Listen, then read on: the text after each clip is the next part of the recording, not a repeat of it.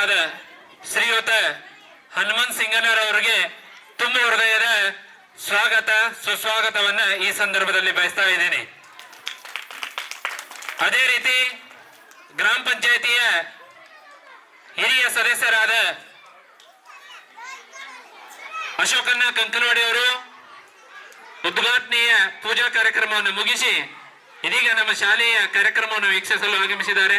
ಅವ್ರಿಗೂ ಸಹ ತುಂಬ ಹೃದಯದ ಸ್ವಾಗತವನ್ನ ಬಯಸ್ತಾ ಇದ್ದೇನೆ. ಅದೇ ರೀತಿ ತಗ್ಗ್ಯಾಳ ಗ್ರಾಮ ಪಂಚಾಯತಿ ವತಿಯಿಂದ ನಮ್ಮ ಶಾಲೆಗೆ ನಿನ್ನೆಯ ದಿನ 200 ಲೀಟರಿನ ವಾಟರ್ ಫಿಲ್ಟರ್ ಟ್ಯಾಂಕ್ ಅನ್ನ ನಮ್ಮ ಶಾಲೆಗೆ ಒದಗಿಸಿಕೊಟ್ಟಿದ್ದಾರೆ.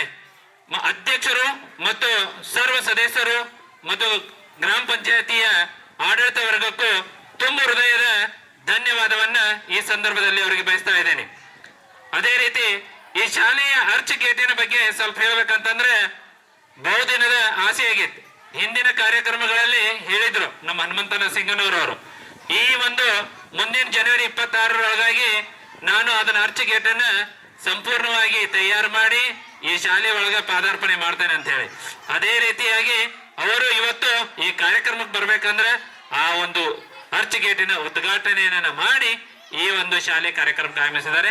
ನುಡಿದಂತೆ ನಡೆದಿದ್ದಾರೆ ಅನ್ನುವಂತ ಒಂದು ಸಂದರ್ಭದಲ್ಲಿ ಈ ಸಂದರ್ಭದಲ್ಲಿ ಹೇಳಕ್ಕೆ ಇಷ್ಟಪಡ್ತೇನೆ.